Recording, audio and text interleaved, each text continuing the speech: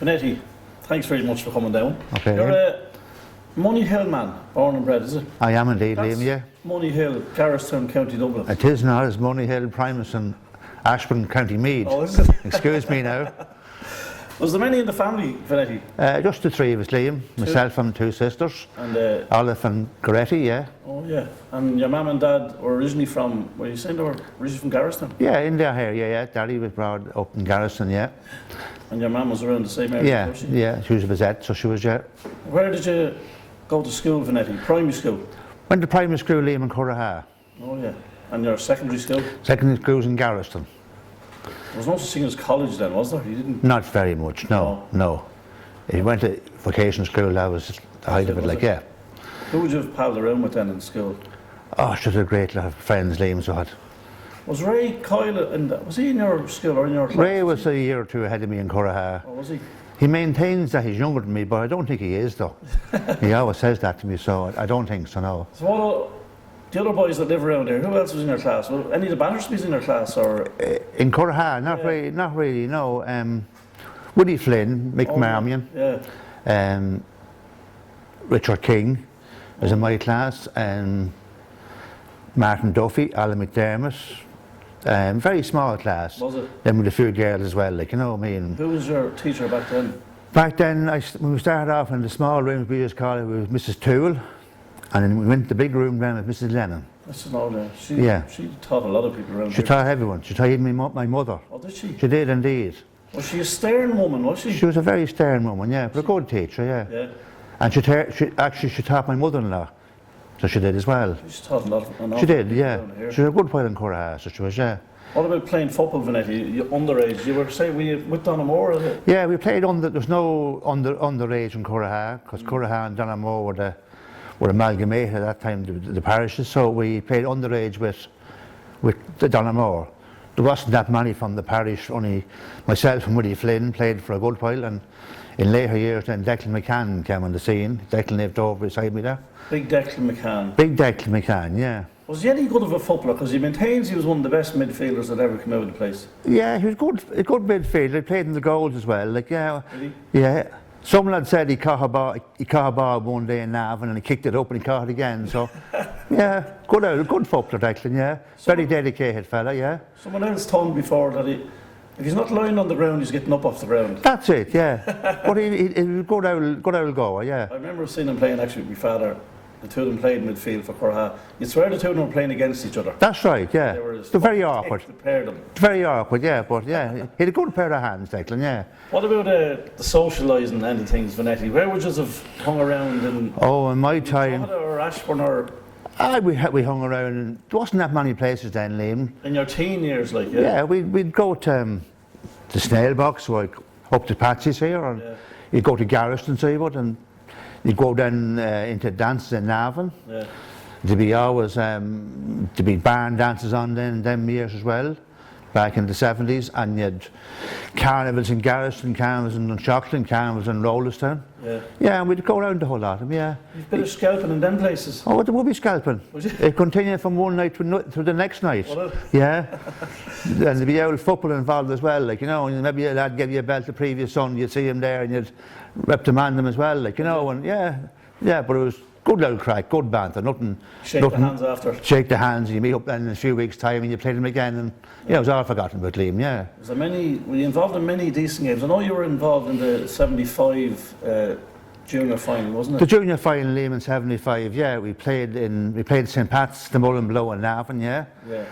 We thought we had a great chance of winning that year because we beat a very good Centurion team in the semi-final. Yeah. That had a lot of ex-senior players.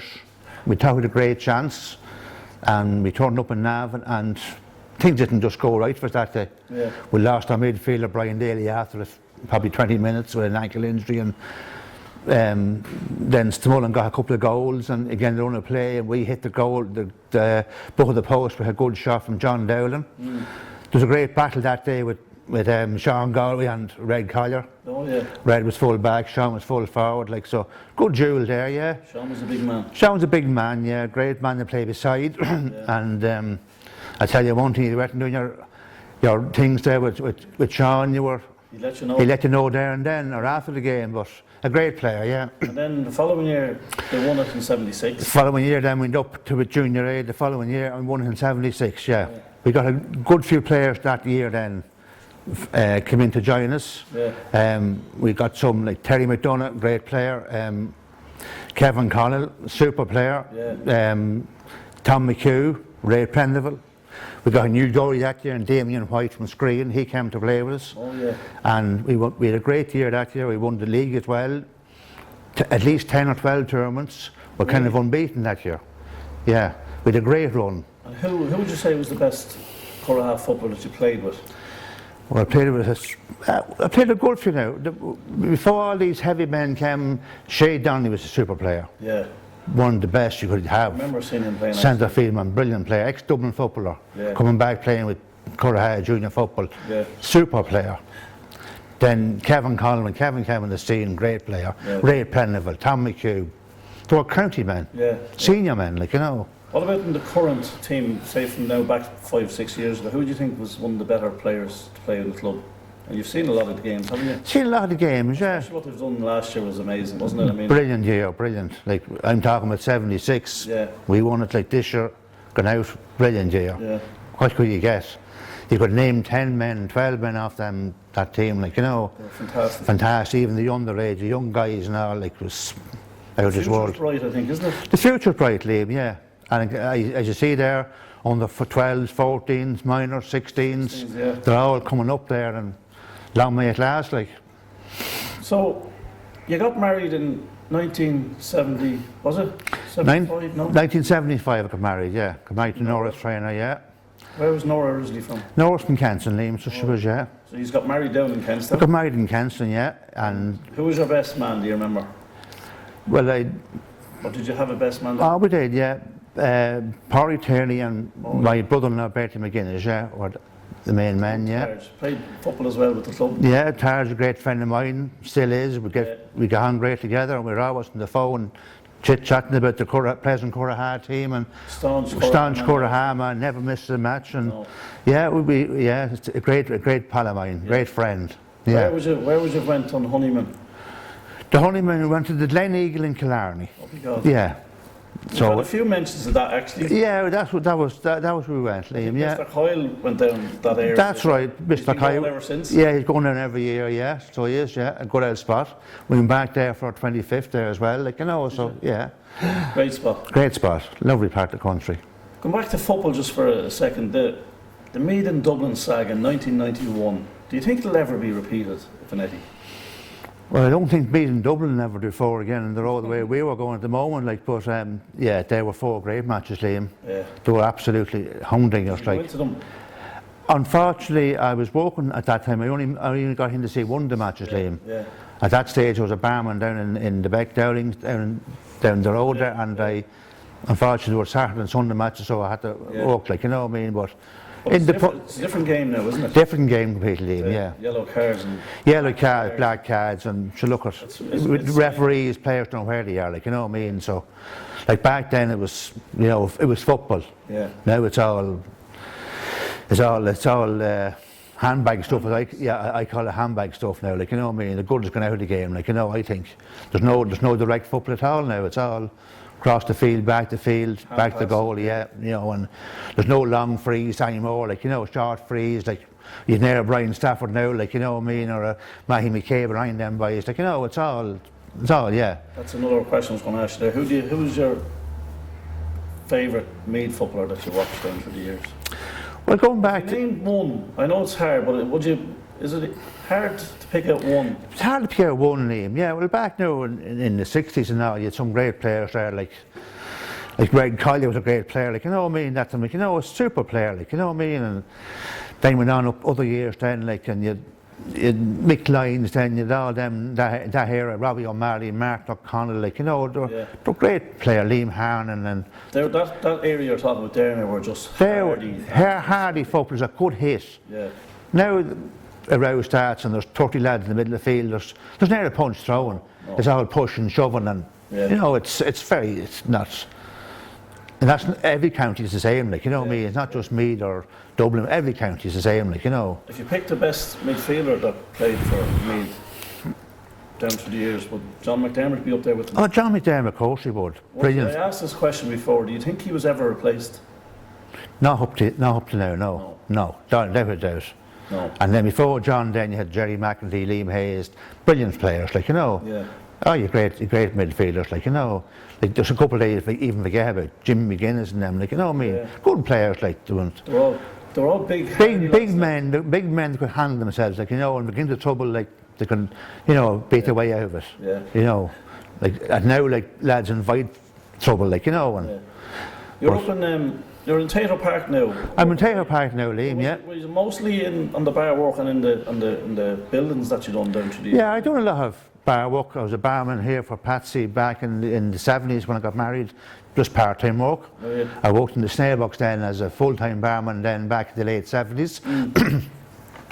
I've done a stint down in the Becks as well there in the good times in the late 80s and early 90s when the World Cup was on, all these the Dublin and Meath sagas were on, yeah, with great, and the pubs were packed, there was great banter, yeah, late nights. It was different then. Different then, yeah, and you could drink and go home and come back the next day as well, like, you know, great, Liam, yeah. And I know you're an avid horse racing fan, Venetti, and you go regularly. I go regularly, yeah. I go like. Were we ever in a syndicate? We were. I was mixed. Well, we had a syndicate down in the Starbucks or in the back. Sorry, when I walked in there. Yeah. Yeah, a few of us got together and we leased out a horse off Eddie Creighton there. We had him for a year or two, like, you know, and with a great bit of crack, like, you know. Did he win anything? Well, he was second in Bellison, so he was, which was a great run, and we thought we'd win that night, but Ger Fartle done the Dortons and Jackpot Johnny led all the way, and we finished second. Yeah, Peter Casey rode him for us. Yeah. Then we ran him down in Downryle then, and he was third, and then she got kind of injured, and we got a replacement horse, and wasn't as good, but we had great crack.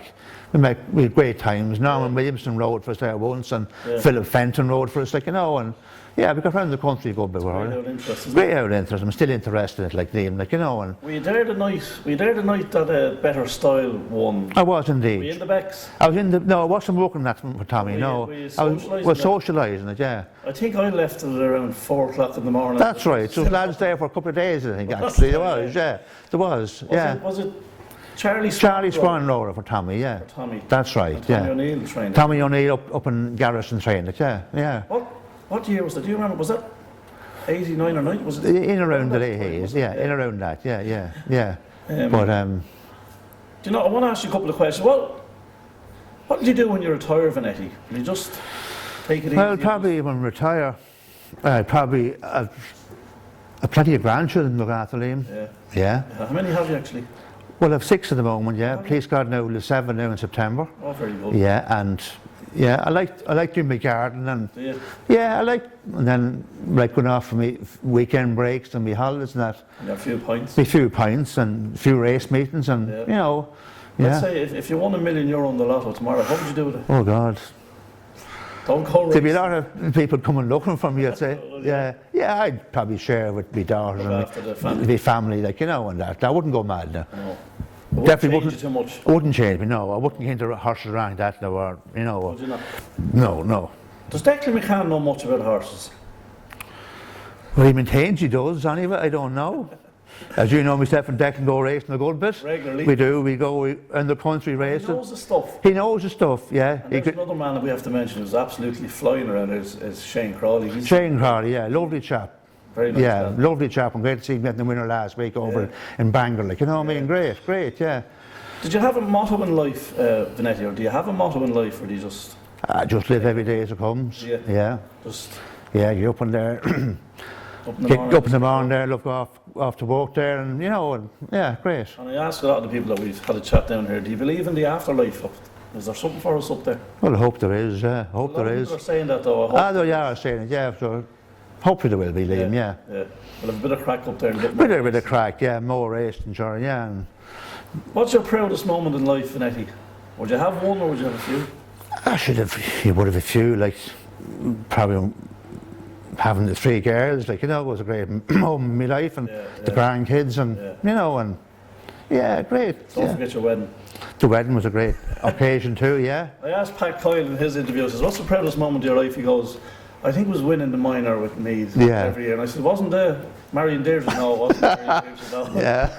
So everyone's different. Yeah, everyone's different, yeah. I'm going to finish off at Venetti with, I'm going to give you 10 names I have down here. Just tell me what you think of these people. Okay. You won't be put in the spot too much. You know every one of them. Just Right. let me know what you think of them. Sean Boylan. Sean Boylan to me was a legend. Yeah. One of the best managers of all times, yeah. Enda Kenny. Would be my type now. Charlie Hockey. Something similar. AP McCoy. Brilliant jockey. Brilliant. Pat Coyle. Nearly as good as AP McCoy. At riding. Horses. Something like that, yeah. Ruby Walsh. Great jockey, but not a fan of mine. Alex Ferguson. Yeah, another good manager, yeah. Damien McGuinness. Probably one of the brainiest men in Curraha. Gee. Mick Lyons. One of my favourites of all time. And last but not least, Declan McCann. A true friend of mine. Venetti, thanks a million for Thanks, coming Liam. down. I hope you enjoyed it. I did indeed. Thanks a million. Cheers. Cheers. Venetti Blake.